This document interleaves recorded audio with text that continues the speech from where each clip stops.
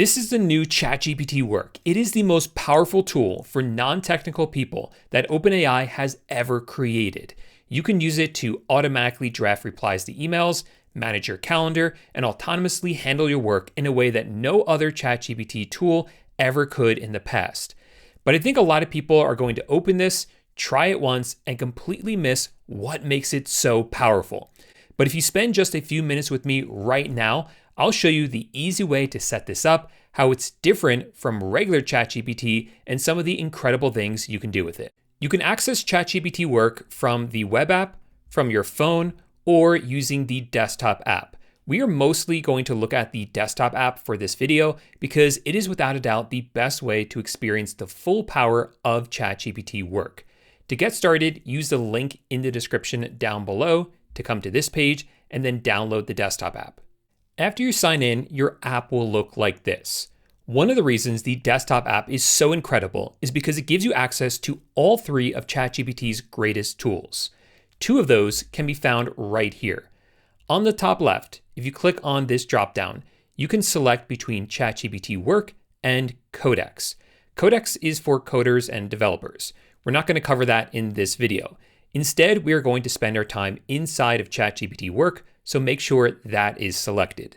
The third ChatGPT tool is regular chat. We'll cover that in a few minutes. Next, you can come down here and send ChatGPT Work a task.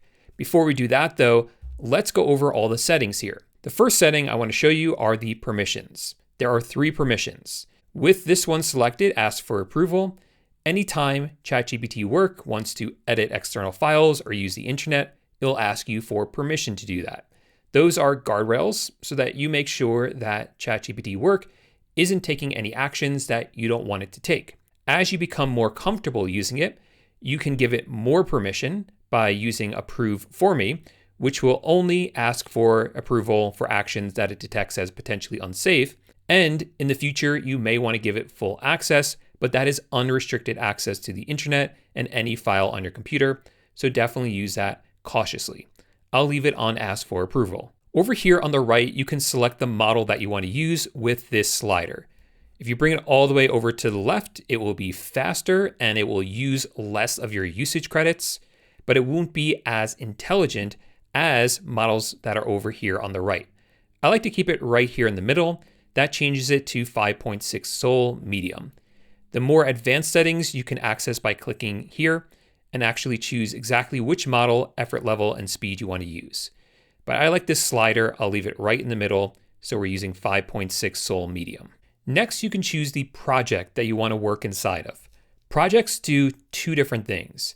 First, they organize your tasks. So coming up here on the left, you can also see your projects over here.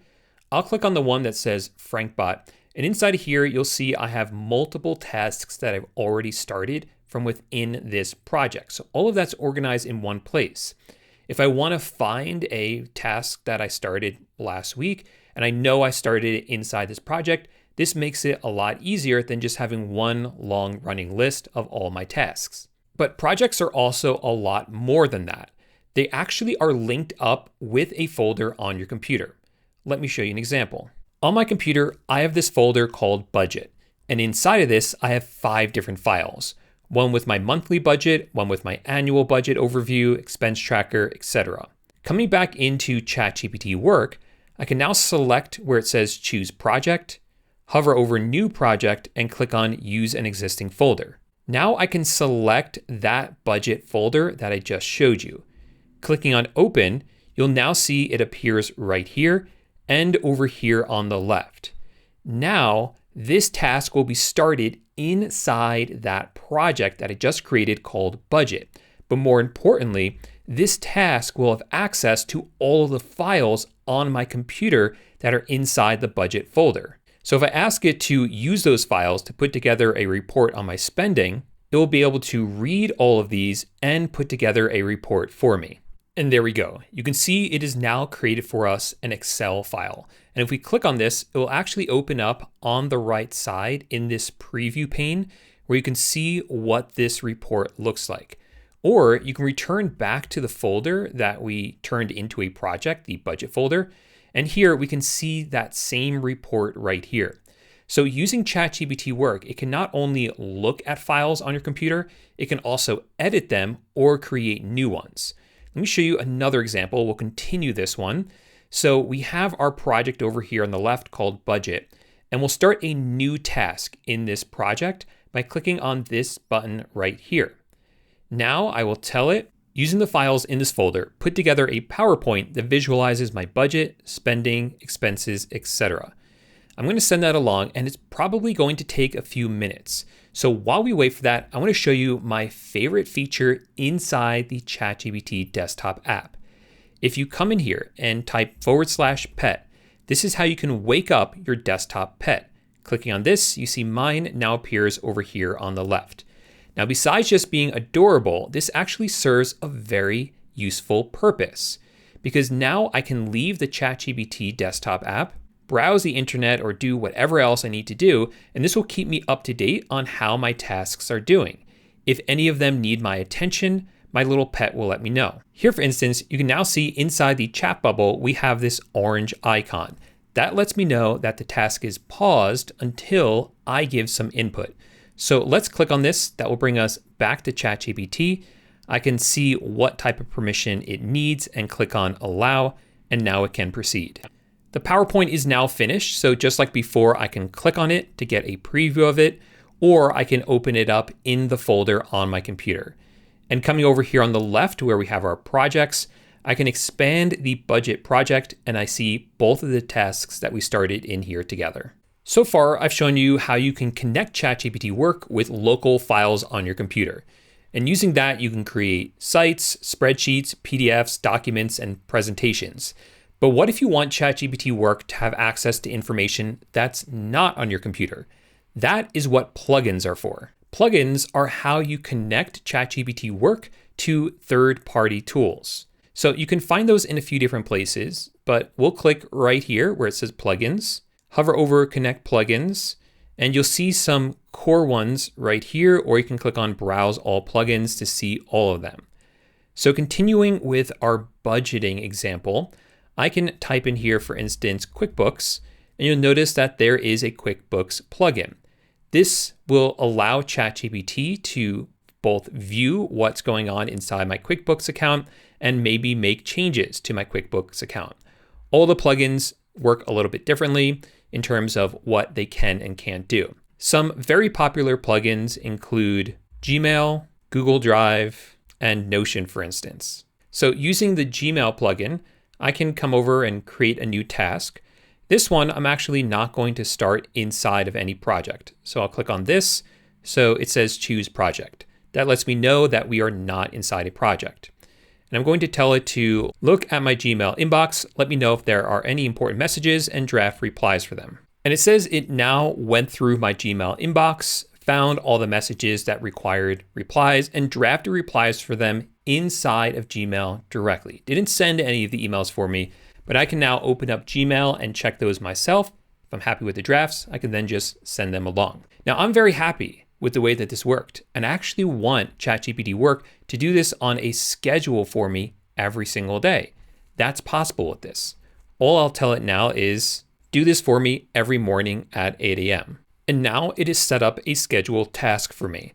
I can come over here on the left and click on scheduled to see all my currently scheduled tasks. Here's the one we just set up called Morning Gmail Triage. Note though that in order for this to work, your computer needs to be on and the ChatGPT app has to be open. Next, if you find yourself giving ChatGPT Work these same prompts over and over again, or if it creates something for you that you absolutely love and you want to be able to recreate it in the future, you should set up a skill. A skill is just a repeatable workflow. So here, after it created this presentation for me, this PowerPoint, I've realized that I really like the way that it looks.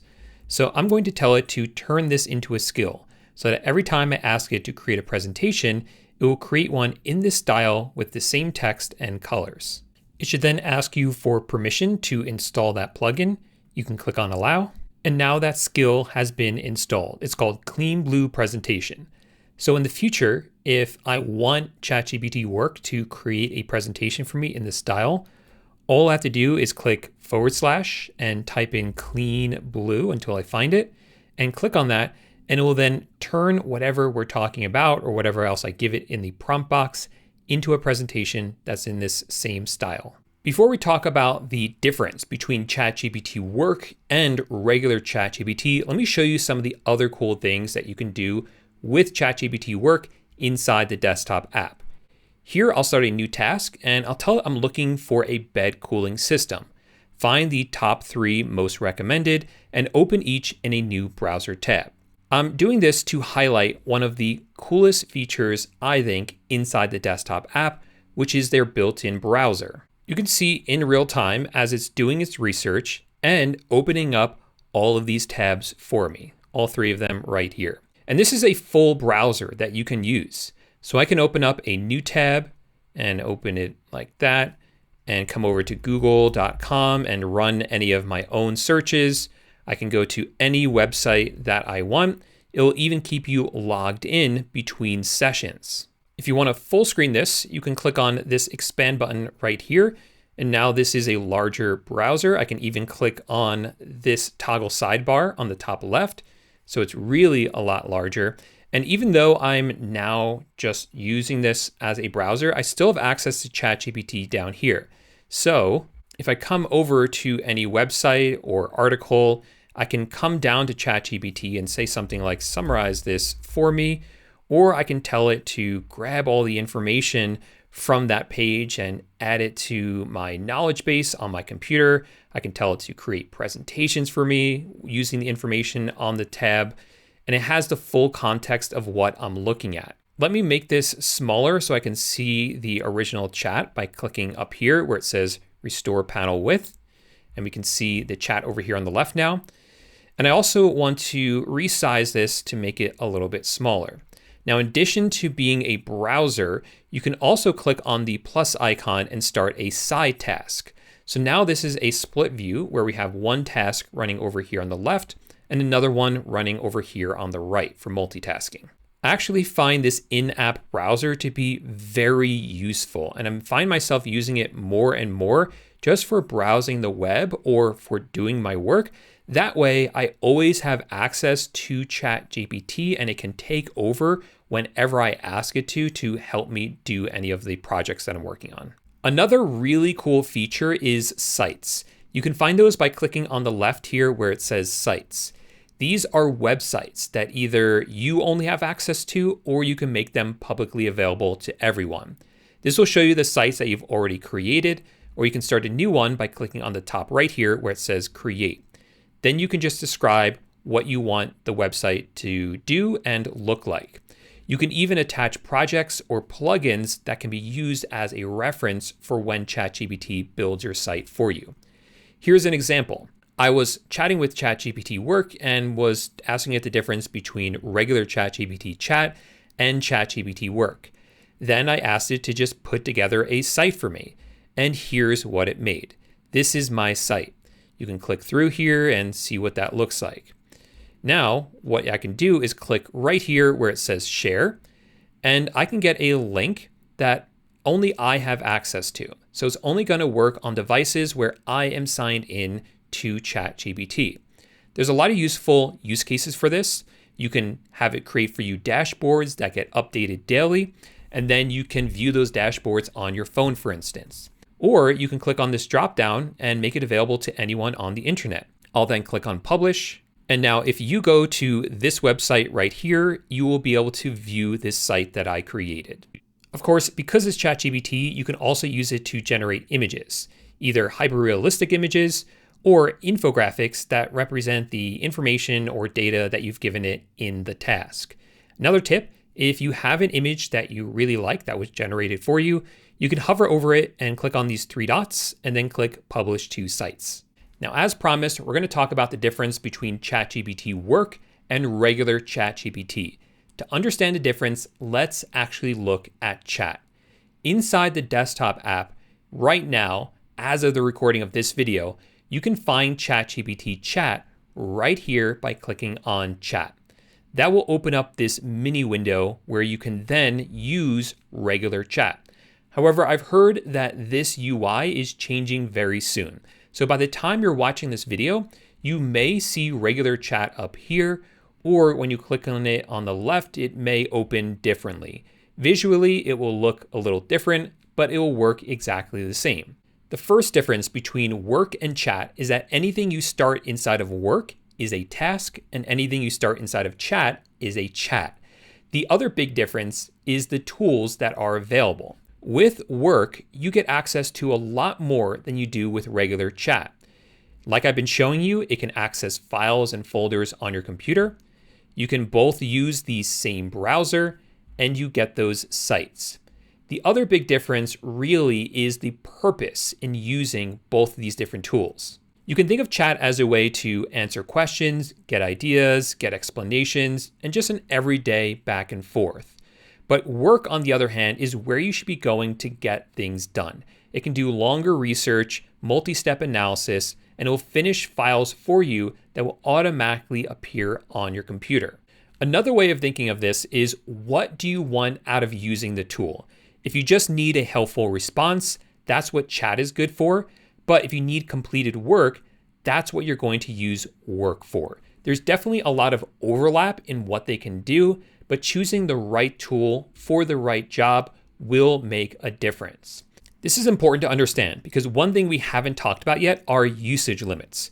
If you click on your name on the bottom left and click on usage remaining, you can see how much you can continue to use ChatGPT Work over the next 5 hours and over the next week. Once these hit 0, you can't use them until it resets.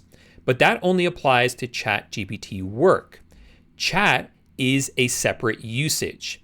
So if you balance using these two tools, it's less likely that you are going to hit your limits. You can use chat for regular quick questions or for just sending a back and forth, maybe some brainstorming. But once you're ready to actually get some work done and create a final product, you can then switch over to work, and that will help balance out the usage between the two tools. Finally, let's look at the web and mobile versions of ChatGPT Work because they work a little bit differently. So here I'm on my browser and I've come over to chatgpt.com. Up here at the top now, you'll notice that you can switch between regular chat and work. Of course, accessing it on the web, you'll see that you have much more access to regular chat than I currently have with the desktop version of ChatGPT. But focusing in on work, this will not work exactly the same way as the desktop app. Anything that's cloud-based, so if you wanted to access your plugins like Gmail, Notion, GitHub, Google Drive, AllTrails, it will be able to do all of that with no problem. However, it does not have access to local files on your computer like it does on the desktop app. The mobile app works very similarly. Now when you open up the ChatGPT app, up here at the top, you'll be able to switch from chat to work. And even though inside of this work task, you will not be able to access local files, the mobile app has something that the web app doesn't have. If you open up the menu on the left, you can click on remote. Inside of here, you'll be able to connect this up with the ChatGPT app on your desktop. Once that is set up, you'll be able to see all of your projects and all of the tasks that you've started on your computer.